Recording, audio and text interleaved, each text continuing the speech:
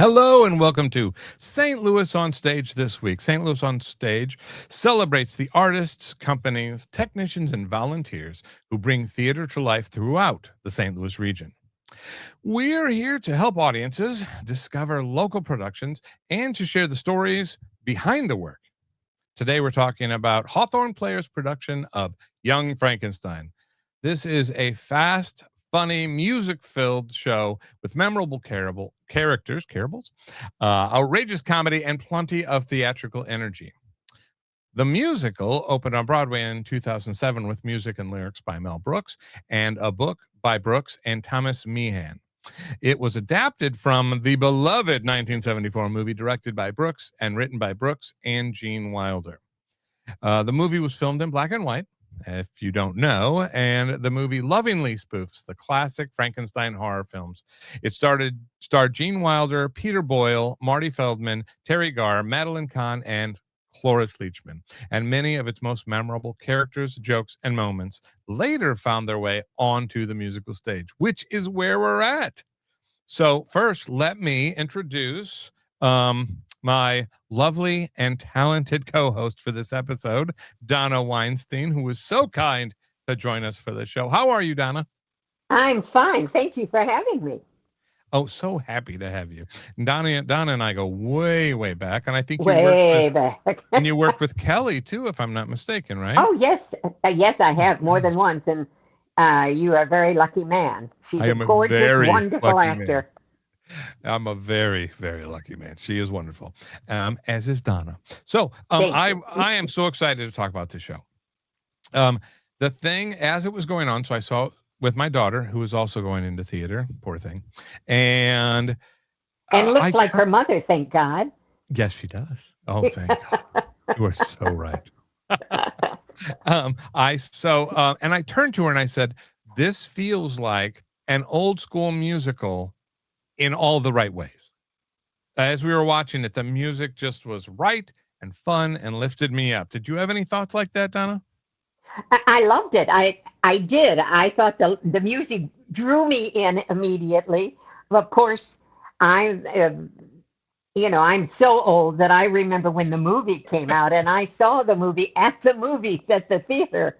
So I can't believe that's been almost 50 or over 50 years. That isn't it insane? Because it's insane. Yes, and when you watch it, it feels fresh. Like it is not. There's something about Mel Brooks stuff that doesn't age like other things. It's like a fine wine, as opposed to moldy bread, which is some comedy.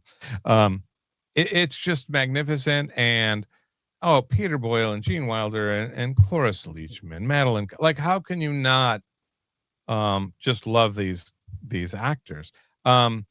Which I think is the greatest challenge of a show like this, because it's burned into our memory cells. The way that this story is supposed to be, the comedy, the timing, and then trying to bring that to stage is an incredible challenge. However, it felt familiar in all the right ways, and nothing seemed out of place. I think you're absolutely right. I loved the production. I loved everybody that was in it. And yes, the iconic people that you mentioned that were in the original movie, they can't be beat. And they can't be, I don't think you even want to try to copy them. You want to take that material and try and make it your own. And I think that Hawthorne Players absolutely did that. I think so too. I think they made it their own, and they told the story. Yes.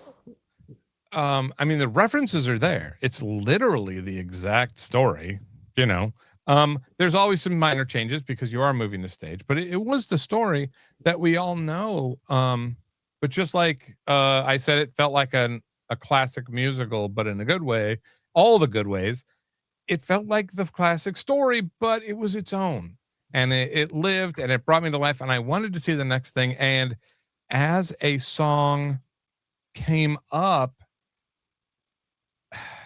I was so into where the characters were taking it. I wasn't going, oh, I see what they're doing, and just kind of get bored with it, because I know they brought life to it in the songs, the way they were written, and the way they were performed. I was amazed. I had not seen the musical before this. Right, and I hadn't either, yeah. So I was pleasantly surprised because again, I know the original, and those people were so wonderful. But I think that the music added something to it. Yeah. I was afraid it wouldn't. I was afraid it would distract from the fun that is Young Frankenstein. But it added a lot, I thought. Yeah, I really do. So many rock bands of the older eras seem to put themselves in front of I brought this up I think when we talked about the Tesseract Theater show. There's rock bands now that it's like, well, now we're going to do our songs in front of an orchestra, and you hear it and you're like, "Oh, you took the old song and then you stuck some strings on it and a tuba, and now we've now made it a symphony." This did not feel like that. The songs brought new insight into what's happening in songs without taking a bunch of side. It was literally telling the story, but it just made it live and lifted it up. And I thought that was so fun. So I do want to hit on some of the characters. Let's see. Of course, we've got Dr. Frankenstein and wonderful with, is it, what's his partner's name? What's the little guy's name? Is it Igor? Yeah, No. Igor. Thank you. I don't know why. Igor. Igor, Ugolgor. No, But no, I mean they that were doesn't the character says my name is Igor. right. Yeah. Well, and all the classic stuff. What hump? I love all that stuff. So they made a great team together. And then when they added in, I mean, I think Anna did a great job with Frau Blucher. Yeah, see now Cloris Leachman and Madeline Kahn are so missed by me that they're so amazing that's a tough one to pull off for me, and I thought they did a fantastic job. I did too. I Yeah. did too. And you're absolutely right. In my life, I am so old that I knew when those characters were young, and anything they were in, anything on television, anything in the movies, anything where I could possibly see Cloris Leachman Yeah. and Madeline Kahn, and Gene Wilder, Yes. and Terry, what is her name? Terry Garr. Yeah, Terry Garr. I knew I was in for wonderful entertainment, and I wanted to see it. And so again, that makes it hard when you go see something that those people made your life so wonderful. But I think Hawthorne Players made it their own, and they were all very, very good. And the songs just were so much fun. I was afraid that, is it just going to be songs just to make it some songs to fill it in as a musical? Right. But they all fit perfectly to the characters and to the plot. And we both had not seen it before, but I didn't feel like I got to figure out what's going on in this song. It's complicated. It wasn't uncomplicated. All musical, you almost never hear the same turnaround, the same. You don't hear a chorus the same way because they always tweak it as it goes on. But they just all felt familiar. It felt like this is the show that I remember, but with just a different take, I guess. But it didn't even feel like that. I felt they were honoring both in the performance and in the book itself. I thought they just did a wonderful job of sharing that story with us. I think so too. And the voices were gorgeous. Beautiful singers. Wonderful. Mm-hmm. And the choreography, costuming. I was amazed at sometimes you get it in your head when they say community theater that it's going to be, hey guys, let's put on a show. Right. These people on that stage at Hawthorne Players at the beautiful fluorescent Center of Arts. Oh, I That's know. a gorgeous they have that theater. Space is wonderful. Gorgeous theater. And they are just as professional as anybody we've got in St. Louis. I know. I kind of think they should drop the community just from I do too. Fluorescent Hawthorne Players or something, because it's a great space. They do epic stuff. I thought Todd Schaefer did the set, and it was magnificent. Yeah. Because now that's one of the greatest challenges of taking a show. It had 30 sets. Well, you can't build 30 sets. Like, how do you do that? It all worked, and then when the laboratory changed, it used the same pieces and shifted things around. It was still epic in scope of those sets. That was not, your average community theater set painted No, by kids no. on the weekend.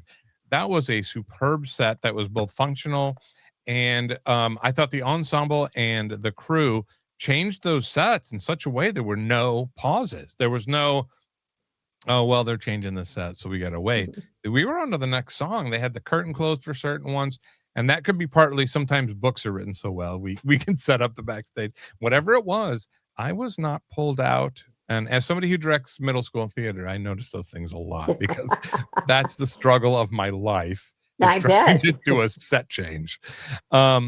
It was all magnificent. I loved all that. I thought it was a blast. I loved the story. I loved I'm not gonna remember, Sarah Porter blew my mind as the, her voice is phenomenal. We were Yes, in a isn't play decades ago, and I didn't know she could sing like that.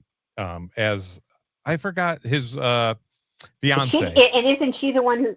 No. Which one did the costumes? The other girl did the costumes.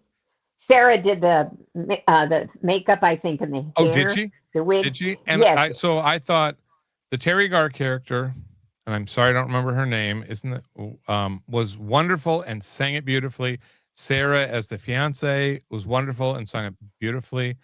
The Peter Boyle character, the monster, was magnificent. All around, I thought they did just a fantastic job, and it was just so much fun, which is what Mel Brooks should be. Absolutely. Well, of course. Yeah, in the end, that's exactly what it should be. Yeah. If I'm so old that how old are you? I'm so old are you? When I was a child, my favorite television show was Your Show of Shows, which of course Mel Brooks was one of the writers of that Oh, okay, show. right. Yeah. And Neil Simon was a writer, and Carl Reiner, and oh gosh, their your comedy. Show, who was the main person on Your Show of Show? Who was the oh God, you I'm just sorry, asked me I'm blanking too. I can see his face so well. I know there was Imogene Coca and Carl Reiner and Sid Caesar. Oh, yeah. Sid Caesar was the main character, right? Yep. Right. Yeah. Yeah. And when we all come together. When I saw that show and I watched Imogene Coca, that made me want to be an actor, a comic actor, but I've done a lot of drama too. But that made me want to. It looked like so much fun. I want to do that when I grow up. Yes. Oh, that's fantastic, and all of them tied together to make that Mel Brooks probably came through the most into our time, like through all those ages. But the spirit of all that comedy is right there, right? And like it says in their advertising. Hilarious and inappropriate and but it's always in a fun way. It's like, it's a wink to us in a way that we go, oh my God, that's so funny, or it hits us or but that was Mel Brooks. That was always Mel Brooks. He always had a little innuendo and yes, absolutely. And said the things that we all wanted to say but didn't. Yes, yeah. But and always in a positive way. Like there was no one's ever kicked down, except he has a great way of taking the worst in our society ever, and rather than yelling at them, laughing at them. And that's brilliant. I mean, Springtime for Hitler is a perfect example. Of course. Yeah, you can be outraged by it, or you can. And that man is still working. Yes, isn't he making that second Spaceballs? Yeah. And did he just turn 100? Yes. Yeah. That's insane. So anyway, I would have to say Hawthorne Players did a wonderful job. It's a show that should definitely be seen because I don't know. Well, I think it's over now, or is it? Are they still running? Oh no, they're running this weekend and next week. Oh, good. Then absolutely. Yeah, anybody who hasn't needs to go. Which is why I wanted to do this, so we can get the word out. Go see the show. If you haven't been up to Florissant, it's a great space, and they do a wonderful job, and it's just so much fun. I've seen a lot of great theater lately too. I'm so lucky. Really enjoyed it. On any final notes, anything you got to tell the audience before we go, Donna? Just go, see, enjoy, which is what I always say. But Yeah. yes, absolutely. It's hot, but it's cool in the theater, Yeah. and you're going to have a good time. You're going to have a good time. And I'm going to the Muni Sunday night. I don't care how hot it gets. I'm going to have a good time. They're doing Fantastic. ain't too proud. My God, that's my music there. Yes. That's from Oh my my era, God. you know. Motown, that wall of sound that Yeah, Phil so I'll Spector be did, the doing whole some thing. chair dancing. Fantastic. Yeah, well, and in this heat, going into most theaters, except for the Muni, can't go in. That's a great place to spend your time.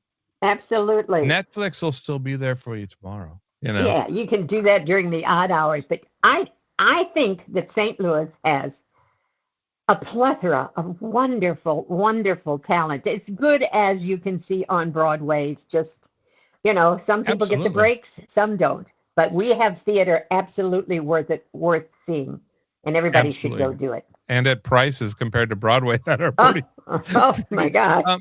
well, I'll tell you. So we've been doing St. Louis on stage, and we found dozens of companies, and then the minute we found them all, it's been like every day we find a new one and a new one or three that we had no idea even existed. Some are community theater, some are not. And if you don't know their name and you know where to find them on Facebook, you're never going to know they exist because I mean, where do you even advertise nowadays? You know what I mean? Like you put I up a think on website. Facebook a lot because a lot of people are on media, but I But the don't. key to that is a friend of yours has to have tagged it and then you have to see it Well, because if you that's don't true. know, you don't even know to search for it. Well, the small theater companies can't afford to go on television and advertise, and No, absolutely. and they And not everybody even watches that anymore. So no. it's not even useful or good use of your money. So hopefully St. Louis onstage.com will be the place. We have all the shows on there. They're already rotating. I already knew Ain't Too Proud to Beg was next because it's on our ticker at the top of the thing. And all we're trying to do is celebrate. So I would Yeah. say that's a great way to wrap up. So Okay. Donna, thank you so much for Oh, joining you're me. so welcome, Troy. It was lovely meeting you again at the theater I know. and I was so talking with surprised you to see you. tonight. Yes. That was wonderful. Same here. Same here. So make sure you check out Hawthorne Player's production of Young Frankenstein and thank the whole community for your great response to St. Louis on Stage. Go sign up for our social medias, watch the videos, but most of all, you got one thing you got to do. Go see a play. And we'll see you next Absolutely. time.